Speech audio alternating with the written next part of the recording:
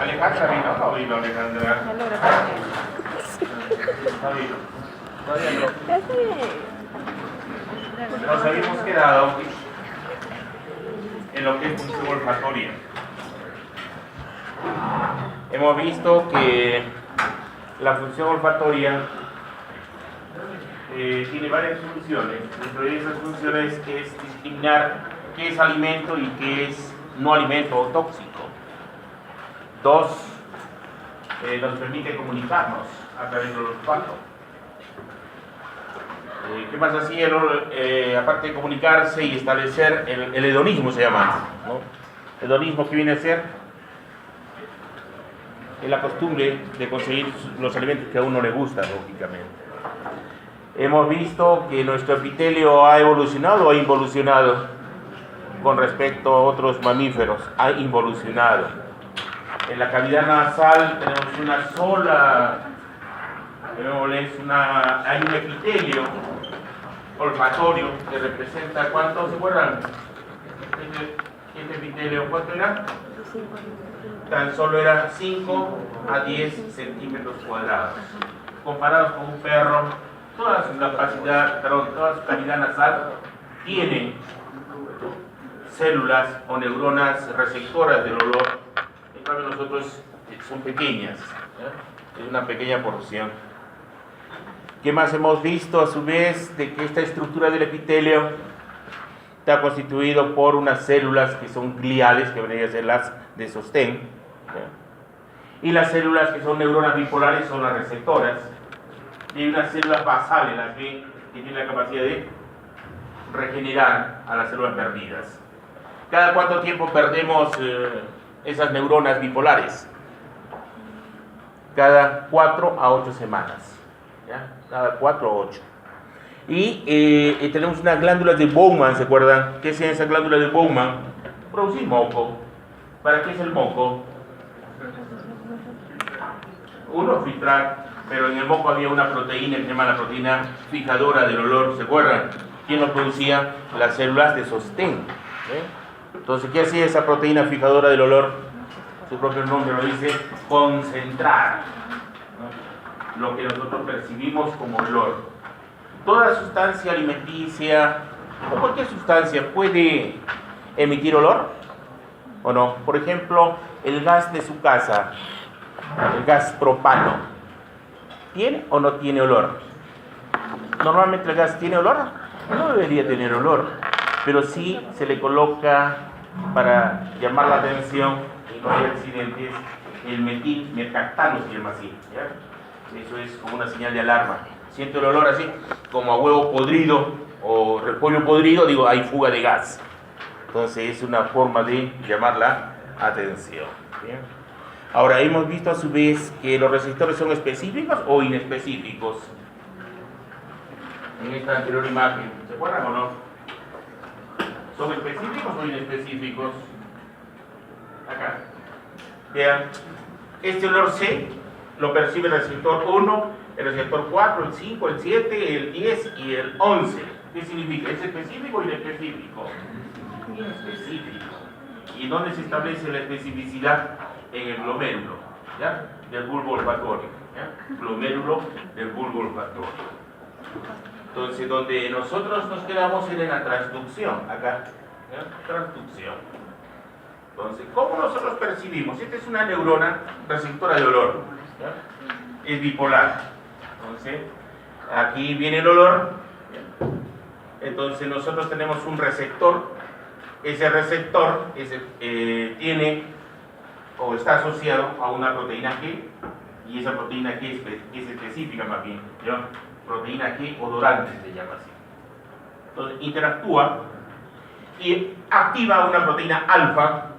Ya saben que la proteína G tiene tres subunidades, ¿se acuerdan? El alfa, el beta y el gamma.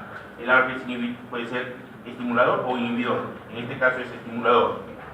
Va a activar a una adelinato ciclasa tipo 3.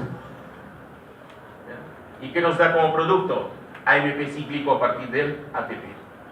Si tengo AMP cíclico en esta célula, entonces lo que voy a permitir es el influjo de sodio y calcio. Si entra sodio y calcio, ¿qué pasa con las células? ¿Se despolariza o se hiperpolariza? Se despolariza. Pero además el calcio estimula el flujo de cloro. ¿Para qué creen que el cloro sale? ¿Y por qué hay cloro dentro de la célula olfatoria receptora? ¿Tiene plumón, Alejandra? Ah, ya, perfecto. Gracias. Normalmente ustedes han visto que una célula cualquiera, el cloro es más aquí. Acá tengo un poquito de cloro. Pero en el caso de esta célula receptora de olor, tiene más cloro acá. Y lo que hace cuando ingresa el calcio y el sodio, especialmente el calcio, lo que hace es que el cloro fugue. ¿Cuál sería el significado? Si el cloro es un anión, lo que se está provocando es una hiperpolarización o una despolarización. Una despolarización. ¿Y por qué se concentra el cloro acá más? Por una simple razón. Uno, tengo una bomba de cloro, porque está en contragradiente, y tengo un transportador sodio, cloro, potasio. ¿Se acuerdan de ese transportador o no? Todos lo han visto. El cloro, sodio, potasio. Enlace de Henle ascendente, gruesa. ¿Se acuerdan o no? ¿Se acuerdan de cómo se concentraba la orina? La descendente era permeable al agua, pero impermeable a solutos.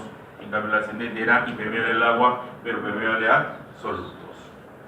Entonces, lo que estamos haciendo es aquí despolarizar. ¿Y cuándo detengo la despolarización? Cuando saque el calcio. ¿Y cuándo lo saco el calcio? A través de un transportador que se llama sodio-calcio. Ahí detengo. Entonces, lo que estoy generando acá es un potencial receptor. Ese potencial receptor se propaga con un potencial de acción. Entonces, perdón, es al revés, es esto. Así es, al revés. Porque estos son los cilios. Entonces, potencial receptor, potencial de acción. Y este potencial de acción va hacia el glomérulo, ¿ya? Del bulbo olfatorio, glomérulo. Bien. ¿Se entiende o no se entiende? Tienen otra imagen acá. En esa imagen ve lo siguiente: tiene la molécula durante, actúa sobre un receptor, y ¿qué voy a tener como consecuencia? Activar a una proteína G y liberar AMP cíclico. Y si tengo AMP cíclico, ¿quién ingresa? Sodio y calcio. ¿Y qué provoco con el calcio? Que salga el cloro. Despolarizo. Pero además detengo la respuesta cuando activo el transportador sodio-calcio. Saco el calcio y la célula se inactiva. ¿Bien? Es otra imagen tan solo. Ahí es lo que les mostraba. Las células bipolares que tienen cilios. Y los cilios están embebidos ¿en qué? En el moco. Y en el moco que tenemos una proteína fijadora de olor o de odor. ¿Para qué? Para que sea un potencial receptor. Ese potencial de acción, potencial receptor nos da un potencial de acción. Y este potencial de acción es el que se va a registrar en el glomérulo.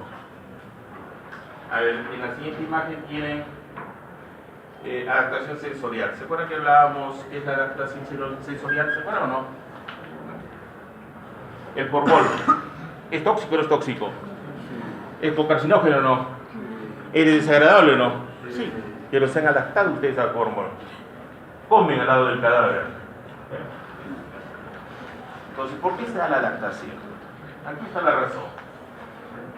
Cuando hay presencia de un olor desagradable, esta proteína que se llama, la proteína fijadora de calcio, se llama calmodulina, va a activar a una fosfodiesterasa. ¿Y qué hace esa fosfodiesterasa? Al AMP cíclico lo convierte a AMP lineal, quiere decir a 5' AMP. ¿Este es segundo mensajero o el AMP cíclico es segundo mensajero? ¿Quién es el segundo mensajero? Es cíclico. El lineal no sirve para nada, es producto del metabolismo. Entonces, si yo no tengo AMP cíclico, ¿qué pasa con la conductancia del sodio y del calcio? ¿Ingresa o no ingresa? No ingresa. Además, esta calmodulina altera el receptor odorante, impidiendo la integración de estímulo-receptor. Entonces, lo que estoy haciendo que es una adaptación para que no procese el olor desagradable. Normalmente nosotros asociamos olores desagradables con memoria a largo plazo. Ejemplo, en Cusco yo no sé por qué tienen zorrillos en casa. Los zorrillos tienen un olor que viene a ser el almizcle, que en perfumería lo utilizan mucho, porque es un olor que se almacena y no se pierde, pero es un olor desagradable, realmente el olor a zorrillo, ¿no? Entonces, ¿qué sucede si ustedes comen un alimento con ese olor? Van a querer comer ese alimento posteriormente, ya no lo comen. Y eso me pasó a mí, por ejemplo, me dieron, cuando tuve 12 años, me llevaron al Cusco de promoción, y en esa pensión había un zorrino, y dieron, ¿cómo se llama menestrón, me acuerdo. ¿Acaso puedo ver el menestrón? Moriré y nunca voy a comer menestrón, ¿no? O se da el caso, por ejemplo, ustedes están comiendo algo que les gusta y le dicen, ha muerto tu X, tu trampa. Lo asocian, el alimento que comen, con la muerte de alguien, y ya no van a querer comer ese alimento. O cuando tienen su pareja, ¿no?, y rompen la unión y están comiendo un helado de chocolate, ya no van a querer comer ese helado de chocolate, así se casen con otra persona. ¿Sí o no? Así es. Eso se llama adaptación o asociación. Este es el bulbo olfatorio, miren.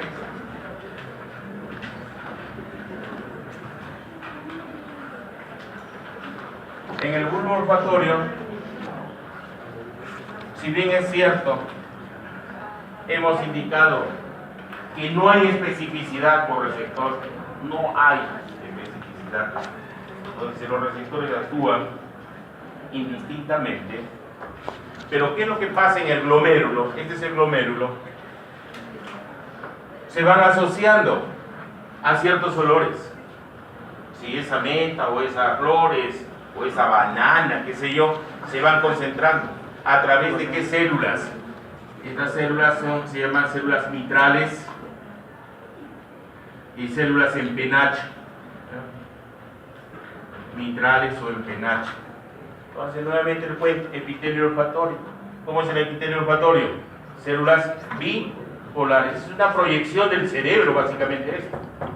Que nosotros hemos involucionado, pero en otros mamíferos lo tienen bastante evolucionado. Entonces, ¿qué es lo que sucede acá? La molécula química volátil que nosotros registramos, ¿no?, y lo va a propagar viene a ser unas fibras amielinizadas que atraviesan la placa fibriforme del etmoides, pero que van a formar el nervio olfatorio, pero indistintamente, no en forma global, como el nervio óptico, es indistinto, a través de las placas privadas. Por eso es que un accidente cerebrovascular, ustedes saben, cuando uno se cae, el cerebro tiene movimiento, va hacia atrás y por inercia se golpea en la parte frontal y se produce una anosmia. ¿Qué viene? Es una anosmia, incapacidad de registrar el olfato, o una hiposmia, ¿no? Entonces esto lo han utilizado los médicos antiguos del siglo XVI, XVII, XVIII para saber si el individuo tiene enfermedad mental. Entonces un problema de no discriminar, que se llama disosmia. ¿Qué viene a ser disosmia? Me coloca mentol y yo digo, no, ese es flores. Entonces, ¿qué estoy haciendo? Estoy alterando el registro de esa percepción, porque no es sensación, se llama percepción. La diferencia entre sensación y percepción, ¿cuál es? La interpretación. ¿Quién interpreta? El cerebro. ¿Ya? El cerebro es el que nos está interpretando el olor. Entonces, miren, aquí no hay discriminación, todos procesan. Pero aquí en el glomérulo se discrimina. Lo que es un olor a rancio, rancio. Lo que es un olor a madera es madera. Ya no hay mezcla, como en este caso, pudiera ver. Miren, el registro aquí. Por ejemplo, si yo registro D, ya no veo, acá dice violeta, ¿qué dice acá? No, ya no registro, no veo realmente. Dulce, ¿me dice? ¿Es sweet? ¿Sí? Bueno, usted tiene mejor visión que yo. Yo tengo presbicia. ¿Y qué viene a ser la presbicia? ¿Qué viene a ser la presbicia? Es la falta de acomodación del cristalino. Entonces yo necesito que lente, que sea positiva o negativa. Que sea positiva, porque mi ojo se volvió hipermétrope. Entonces necesito una lente biconvexa. Entonces si me pongo lentes, ¿veo o no veo? Tengo que acercarme porque soy viejito y dice violeta, dulce. ¿Qué es el goodie? Madera. Bien. Entonces es inespecífico. Pero vean ustedes aquí, cuando se van asociando, aquí, en el glomérulo se establece una integración específica, verde con verde, rojo con rojo, azul con azul, etcétera, etcétera. Entonces ahí se discrimina. Y de ahí se da el tracto olfatorio. ¿Hacia dónde? Hacia la corteza cerebral olfatoria. Entonces, regresamos nuevamente a la anterior imagen. Las células que tenemos en el glomérulo, ¿cuáles son? Las células mitrales y el penacho. ¿Por qué se le llama el penacho? Porque tiene muchas dendritas. Se llaman muchas dendritas. Y hay unas células que son horizontales acá, que las van a ver. Hay una célula que se llama células de axón corto y hay otras células periglomerulares que tienen una acción moduladora, ¿ya? Y eso es importante, al igual que cumple la función, se acuerdan en la visión, las células horizontales y amacrinas, ¿se acuerdan? En la capa plexiforme externa eran las horizontales y en la interna eran las amacrinas. ¿Han visto eso o no? Bueno, tendrán que revisarlo, que alguna vez no lo han visto. Bien. Ahí podemos ver en esta imagen cómo se va integrando.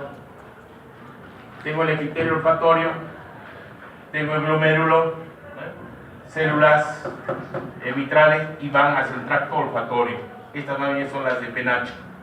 Y las que modulan, en la que les he indicado, las células periglomerulares y las células de axón corto.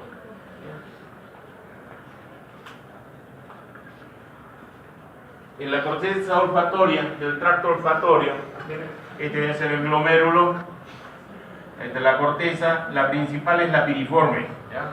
Principal es piriforme. Pero también tenemos la del lóbulo olfatorio anterior, tenemos el tubérculo olfatorio y la entorrinal, ¿ya? Entorrinal. ¿Hay memoria olfatoria o no hay memoria olfatoria? Sí, toda la que integra el tálamo hacia la amígdala, ¿ya? Entonces, ¿las emociones tienen que ver mucho con el olfato o no? ¿Qué dice tu señor que te sonríes? Dime, a ver, ¿qué te gusta de una persona del sexo contrario? ¿Ah? ¿Va con valor agregado o no va con valor agregado? ¿Tenemos memoria olfatoria o no?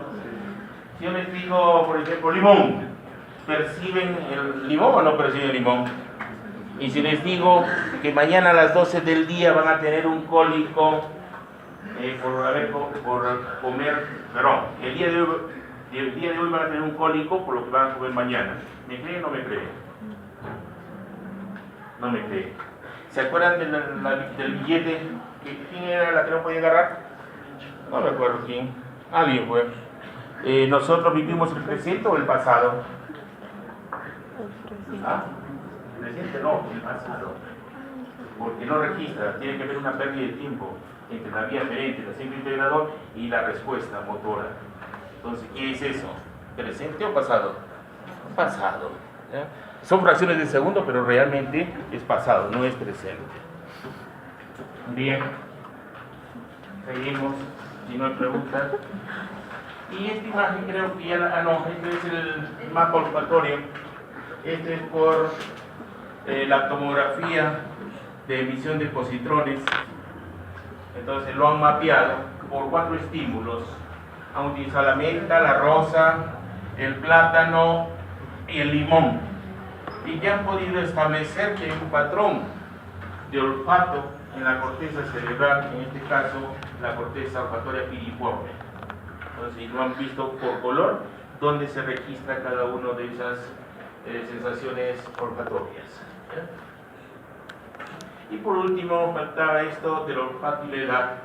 A medida que uno envejece, ¿qué pasa con el olfato? Así como todo lo que son sentidos, disminuye. Vamos también presbicia, presbiacusia y también el olfato.